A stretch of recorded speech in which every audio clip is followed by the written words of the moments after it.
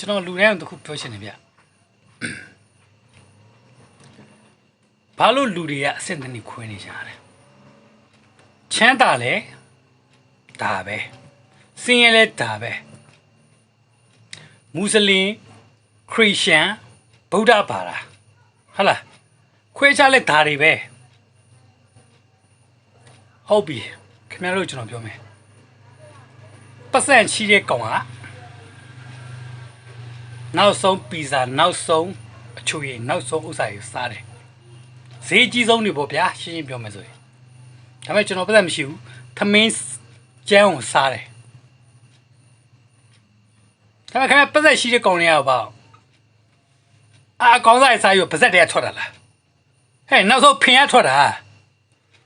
ပတ်စံမရှိတဲ့ကောင်စားလဲဖင်ရထွက်တာပဲဘာသာမရွေးအကုန်လုံးဒီလန်းစင်မှာတွားဒါဘာလို့ဘာသာတွေခွဲနေရဘာလို့အစ်စ်တန်းနေ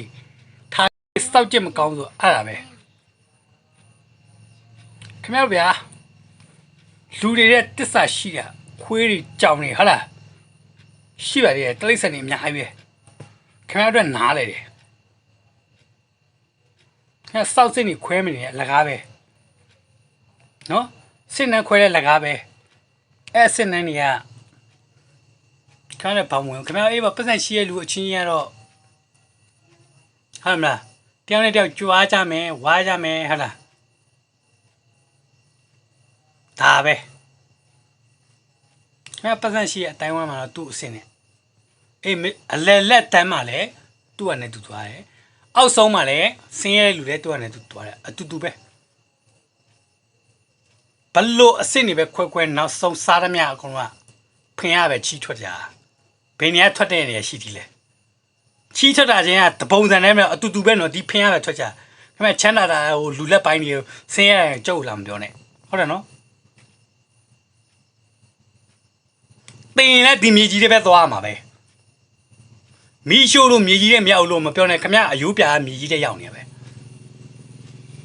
အေး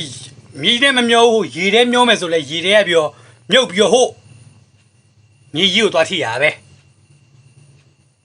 ဟဲ့ရေခဲတိုက်တဲမှာဘလူကအကြိုက်ထားနိုင်မှာထားလေပတ်စံရှိရကောင်ထားနိုင်ရင်ထားမှာပေါ့ဘာလို့မလဲ